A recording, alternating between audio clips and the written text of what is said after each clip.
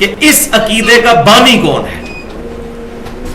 India, Pakistan اور بنگلہ دیش کے سب کانٹیننٹ کے ایریے میں کون سا شخص ہے جس نے پہلی دفعہ امت کو اس ڈگر پر چلایا؟ اور معذرت کے ساتھ وہ اہل سنت کہلوانے والے تینوں گروہ بریلوی، دیوبندی اور سلفی یعنی اہل حدیث کے مشترکہ بزرگ ہیں. میں انشاءاللہ ان کا نام بعد میں بتاؤں گا. یہاں یہ بات یاد رکھیے، یہ جو عقیدہ حاضر و ناظر ہے یہ بدقسمتی کے ساتھ اہل سنت اور اہل تشیع دونوں کے اندر آ چکا ہے صوفیاء کے زیر اثر. اہل سنت کہلوانے والے تینوں گروہ بریلوی، دیوبندی اور سلفیوں کے بھی کچھ بزرگ اس عقیدے کو رکھتے تھے، لیکن الحمدللہ آج کے جو اہل حدیث ہیں ان کے علماء کا ایسا کوئی عقیدہ نہیں ہے.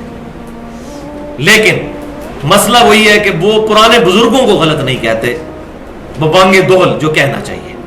حاضر و ناظر کا عقیدہ کیا ہے اور اس کا بانی کون ہے؟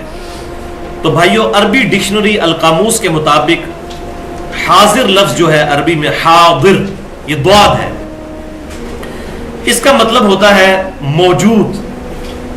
اردو میں بھی یہ لفظ استعمال ہوتا ہے حاضر، اور اس کا جو اپوزٹ ورڈ ہے عربی زبان میں وہ ہے غائب، جو موجود نہ ہو. تو دوسرا لفظ ہے ناظر. ناظر کہتے ہیں عربی زبان میں دیکھنے والے کو، اردو میں بھی ہم نظر کا لفظ استعمال کرتے ہیں، مشاہدہ کرنے والا. حاضر و ناظر کا عقیدہ قرآن و سنت میں کہیں بھی اس نام سے موجود نہیں ہے. یہ خالصتاً صوفیاء کی اصطلاح ہے،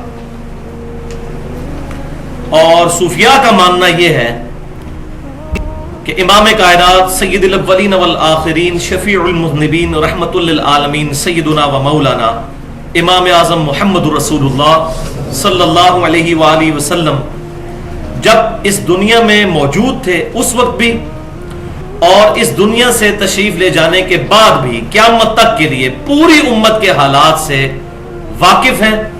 اور آپ صلی اللہ علیہ وسلم کا جسم مبارک اگرچہ مدینہ شریف کی قبر میں ہے، لیکن روحانی طور پر آپ صلی اللہ علیہ وسلم پوری کائنات کے اندر موجود ہیں. اور اس میں یہاں تک ان کا عقیدہ گیا کہ آپ صلی اللہ علیہ وسلم اس امت سے پہلے بھی جتنی امتیں گزری ہیں، حضرت آدم علیہ السلام سے لے کر نبی صلی اللہ علیہ وسلم تک، ان تمام امتوں پر بھی حاضر و ناظر ہیں، تمام حالات کا مشاہدہ فرمانے والے ہیں، اپنی پیدائش سے پہلے اور آپ صلی اللہ علیہ وسلم کی دنیا سے وفات کے بعد.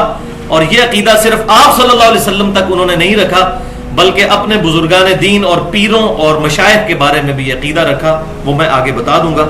اور یہ اتنا بڑا دعویٰ جو ہے کہ آپ صلی اللہ علیہ وسلم اپنی پیدائش سے پہلے بھی امتوں پر حاضر و ناظر تھے، یہ موریتانیہ کے اندر ایک صوفی گزرے ہیں آج سے 200 سال پہلے، احمد بن محمد ساوی مالکی. ان کی تفسیر ہے ساوی. یہ فوت ہوئے 1223 ہجری میں، آج سے تقریباً 200 سال پہلے. سورۃ القصص کی آیت نمبر 44 تا 46 کی تفسیر کے دوران انہوں نے یہ موقف اڈاپٹ کیا کہ آپ صلی اللہ علیہ وسلم اگلی امتوں پر بھی حاضر و ناظر تھے اور قیامت تک حاضر و ناظر ہیں. وَلِعَوْذُ بِاللَّهِ تَعَالَى. اس عقیدے پر ان کے جو کتاب و سنت سے دلائل ہیں ان کو انشاءاللہ اگلے پوائنٹس میں ڈسکس کریں گے. اب اس کڑوی بات کی طرف آئیں کہ اس عقیدے کا بانی کون ہے. تو بھائیو، اہل سنت کہلوانے والے تینوں گروہ انڈیا پاکستان کے اندر یعنی بریلوی، دیوبندی اور اہل حدیث کے بھی چند بڑے علماء، سب اہل حدیث نہیں، چند بڑے علماء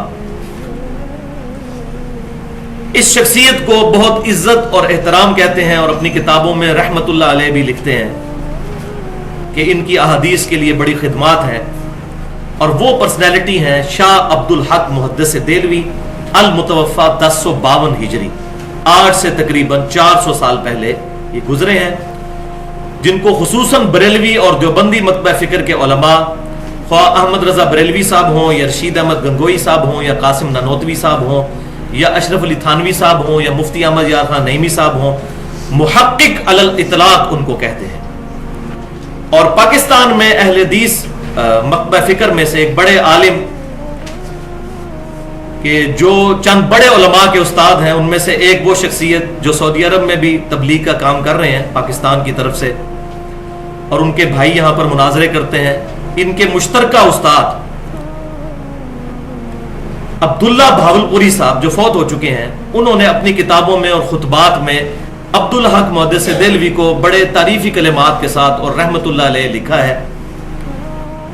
لیکن یہ انصاف کی بات ہے کہ یہ ان کا جو پوائنٹ آف ویو ہے وہ ذاتی ہے. لیکن ظلم یہ ہے کہ جو لوگ احمد رضا بریلوی صاحب کو یا رشید احمد گنگوئی اور اشرف علی تھانوی صاحب کو اپنے لیکچرز کے اندر غلط ثابت کرتے ہیں، وہاں ان کو یہ نہیں بھولنا چاہیے کہ عبداللہ بھاولپوری صاحب بھی عبدالحق محدث دہلوی کو رحمت اللہ علیہ کہتے رہے، ان کا رد بھی کرنا چاہیے. یہی انصاف کا تقاضا ہے، ورنہ یہ دوغلی پالیسی ہے. تو بھائیو، عبدالحق محدث دہلوی جو ہے، ان کی ایک مشہور کتاب ہے جو مارکیٹ میں اویلیبل ہے، مدارج النبوہ، اردو زبان میں ٹرانسلیشن ہو چکی ہے، عام مل جاتی ہے. اس کی جلد 1 صفحہ 135 اور 5ویں چیپٹر میں، جس کا نام ہے ذکر فضائل آن حضرت صلی اللہ علیہ وسلم، اس میں انہوں نے کتاب و سنت کے دلائل کے بغیر یہ عقیدہ امت کے اندر انجیکٹ کر دیا. ٹوٹی پھوٹی فارم میں صوفیاء کے ہاں یہ عقیدہ پایا جاتا تھا، لیکن اس کو لیگلائز کیا جس بندے نے، وہ عبدالحق محدث دہلوی ہے. تو یہ مدارج النبوہ کا میں نے حوالہ دے دیا. اس میں عبدالحق محدث دہلوی صاحب کیا لکھتے ہیں، یہ وہی بعض بزرگ فرماتے ہیں، حضرات فرماتے ہیں، اسی طرح شروع کیا. بعض عارفین فرماتے ہیں کہ نماز میں ایھا النبی کا خطاب اس لیے ہے کہ حقیقت محمدیہ صلی اللہ علیہ وسلم موجودات اور ممکنات کے ذرے ذرے میں موجود ہے. استغفر اللہ واتوب الیہ.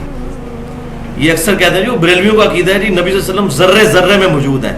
یہ بریلویوں کا خالی عقیدہ نہیں ہے. بریلوی، دیوبندی اور چند اہل حدیثوں کے بزرگ، شاہ عبدالحق محدث دہلوی المتوفا 1052 ہجری، یہ ان کا عقیدہ ہے. یہ ایھا النبیوں کے عقیدے کو جو انہوں نے توڑ موڑ کر پیش کیا اور آدھی حدیث پیش کی بخاری اور مسلم کی، وہ میں بعد میں ایڈریس کرتا ہوں، فی الحال اس کو سنتے جائیں.